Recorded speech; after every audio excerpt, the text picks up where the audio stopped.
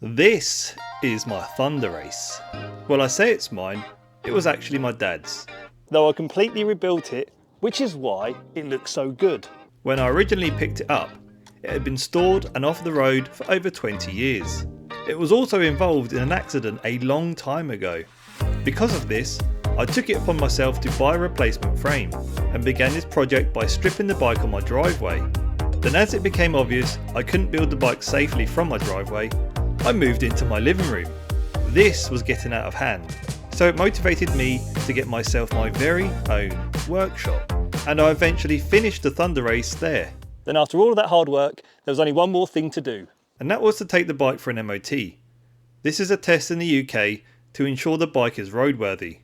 However, the bike did not meet the Ministry of Transport's road safety standards. Yes, it failed its MOT, but it's fine. We're going to fix those issues. Then later on in this upload, we'll take this bike on the road, as well as share with you how much it all cost to rebuild. And this is where I need to thank Bikeshaw, because they have kindly insured me to ride this Thunderace. Bikeshaw really understood my needs. They can cover all sorts of bikes, from standard through to unusual circumstances. Bikeshaw can insure the individual and tailor the quotes to the individual needs, which was perfect for me. So by simply giving Bikeshaw a call, they will happily tailor a quote for you. Oh, and if you're lucky enough to own more than one bike, they also offer multi-bike policies too. So thank you Bikeshaw for sponsoring this video. Let's get back to it. Okay, MOT test results. I can hear you asking, yes, we're going to run through them now. What did the Thunderace fail on? Now before I run through this list, I do want to stipulate one thing. Some of the items that the bike failed on I were aware of before to put the bike through the MOT. But what was important to me was to put the bike through an MOT and discover the items that I wasn't aware of, which we'll get to. Chain rivet link pins too long. Frustratingly, what happened was I purchased a brand new chain for the bike, fitted onto the bike, but in the process I cut one too many links out of the chain. I ordered a brand new link, however that wasn't quite right, so yeah, easy fix. Steering head bearing has slight free play, just got to tighten a couple of things. Drive chain slightly tight, again an easy fix. We need to sort the chain out anyway. Two locking devices on reaction are missing, and even though this is an advisory, they've written in big bold letters and put stars around it and written dangerous. Major defects. Now, registration plate insecure. The registration plate, okay, it's a tatty old registration plate, and I just threw it on there, again to get the bike through the MOT, and I used cable ties. Of course, I wasn't going to use that number plate after a look at all of the expense I've gone to on this bike. Headlamp aim projection beam image, obviously incorrect. Now this is interesting, it wasn't obviously incorrect to me because this bike is an Italian import. Way back in 98 or 97, whenever it was when it was sold to my dad. My dad purchased it brand new as it were. So it turns out that when it was sold in the UK way back then, it was sold illegally. Brake excessively binding on the rear. Now this one, I knew it was binding when I picked the bike up originally. Cleaned it all up, stuck it all back together again.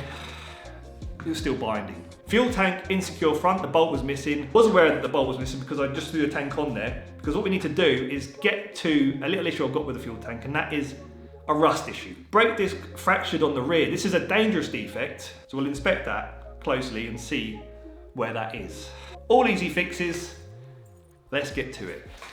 Okay, so the rear wheel is off the bike, and this rear disc, if you look closely, real closely, that there is the fracture. So it's quite surprising how a rear disc has managed to get fractured. Did it overheat? Maybe it was dropped that I was unaware of. Who knows? Maybe my dad knows. Maybe I can ask him. So with a little Loctite, the new rear disc is torqued down onto the rear wheel. Right, we've got one rear brake caliper here. We're going to pull it apart and rebuild it. And this is where I get to use my fancy new V-twin air compressor.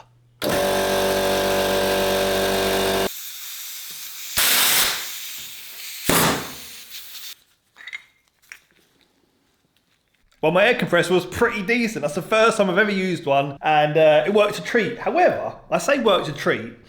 If anybody knows how to stop the leak around the couplers, I've got these male and female connectors, and I've tightened them up as much as I possibly can, but they seem to be leaking between the joins. So, have I got the right ones? Somebody let me know in the comment section.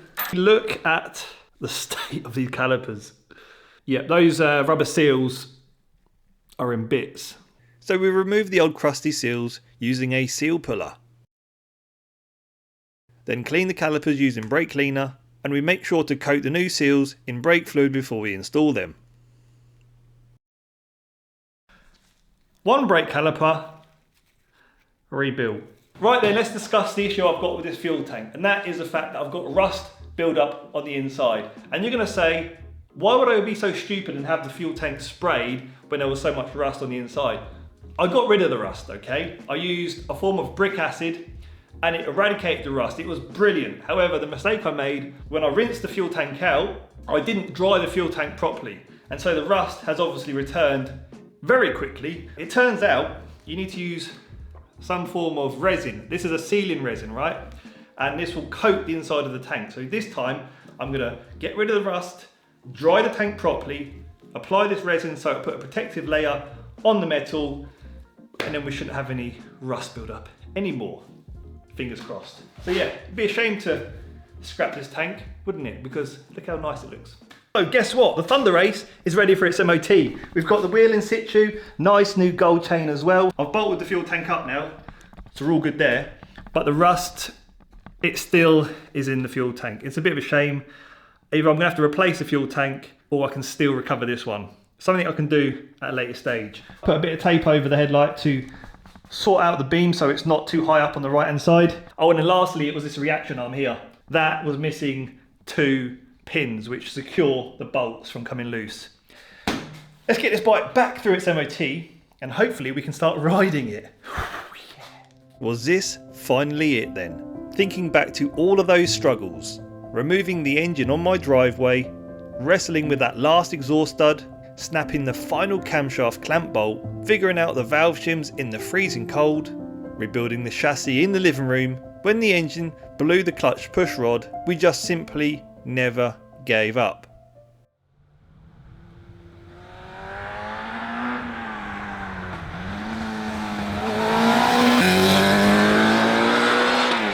The Thunderace has passed its MOT. The pain and suffering we have been through. I'm stunned. I am shocked. Here we are, able to finally ride it. Listen to that. When I was 13 years of age, I used to sit on the back of this very bike as a pillion passenger. And here I am at the age of 37, now riding it. It's crazy. You know, I used to look out the window at my dad riding away on it. Or when I was actually a pillion passenger, I used to think to myself, one day I'm gonna ride something like this. Oh, do you know, it's insane. It blows my mind. Also feels, whilst it's quite a lardy old bike, it's fairly nimble. 5-speed gearbox. Oh, over and through.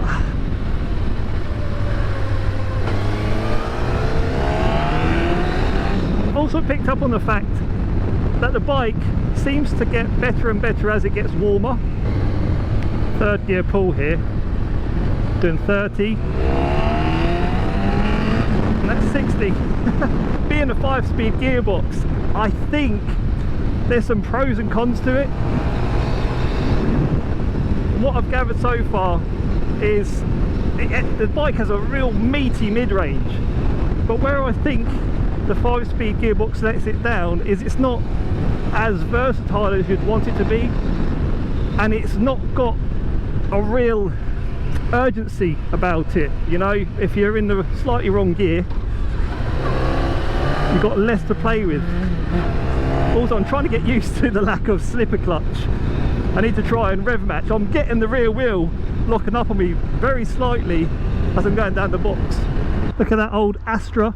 It's a Mark II convertible. Which one's older?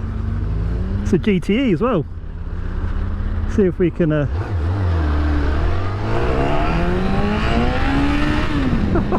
front wheel came up. Hey. When did they come out? They're like, I think they're actually older than this bike, but still pretty cool to know these sort of machines are still being enjoyed. I mean, that in front, he's not using that to go to Tesco's and back. He's just out with the roof down in the sun, and we're just embracing those days gone by. Even though I wasn't old enough to ride this bike back when it was out, but you know what I'm saying. I'm envisioning my dad riding this bike. That's what I'm doing. I'm envisioning how he would see these clocks, feel these brakes, the gear changes.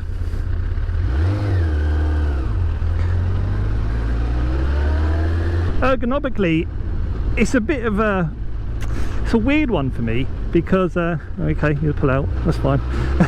It's a weird one for me because I suppose it's not really, it's not a super bike, it's not, it's a sports bike, but it's more so a sports tourer. I think they even kind of classify it now as a sports tourer, but I don't know if they released it with that intention. Yamaha, we know the history. Yamaha brought this out, and the competition were releasing things like the Fireblade, you know, so I think Yamaha realised very quickly they made a little bit of a mistake. And they, I think this bike was out only 2 years when they released the R1. Well, I'm going to give it a bit of a squirt coming out of here on an A road.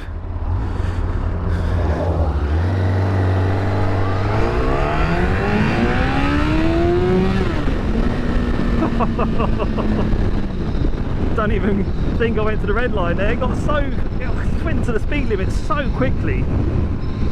You know, this bike is so raw, you really do have to think about how to ride the damn thing. You've got no traction control, no ABS, you've got a rev match, you've got no slipper clutch,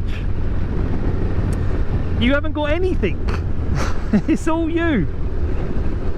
It's all down to the rider's capabilities. But you know what, given that the fact this is my dad's bike, I believe it's only fair that we try and show him. So hopefully he's in, and hopefully we can catch his reaction.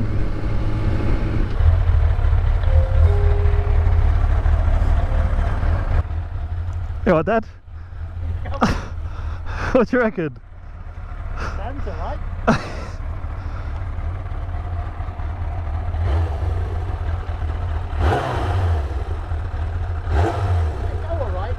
Right, it's fantastic.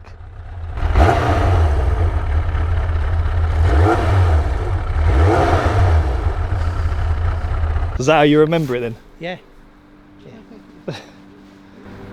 It's yeah, cracking. Yeah, you have to have a go on it and see what you reckon. See if it feels how it felt. Was it 20 years ago? Over that? 25 years ago? Yes. Yamaha brought this out. And then 2 years after I bought that, the R1 was launched. Was you a bit disappointed when the R1 came out? No, not really, because you choose a bike and you just stick with it. So it did spit me off one time. Do you remember, Joe, when I fell off and done my shoulder on it? It wasn't the bike's fault, it was my fault. Did it put you off riding it after that? No, not at all. Because, as I said to you, I couldn't blame the bike. It was down to me. That's it. That was its original look. You've even got the little figure for it. Yeah. It's a bulletproof engine. You know when Although you ride, it's quite complex. It is. It's reliable. But when I'm riding it, you know what? It feels so smooth. Yeah. That is it. It sounds smooth. If it feels and sounds. And it pulls smoothly. Yeah. That's it. And as you say, when you get to about 7,000 RPM, it kicks. It hits another power band. You feel it wanting to go.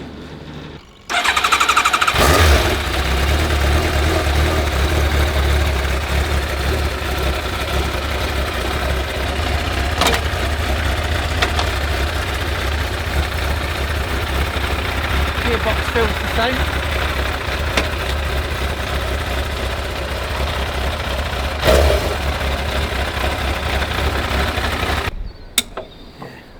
I'm going to look forward to riding this. So then, what a journey it has been. A project that took almost a year to complete. A huge task for a beginner like me, but it was all worth it to finally ride it and see my dad's reaction. And now, you may be wondering, with all of that effort, what the total rebuild cost is. Well, there isn't one.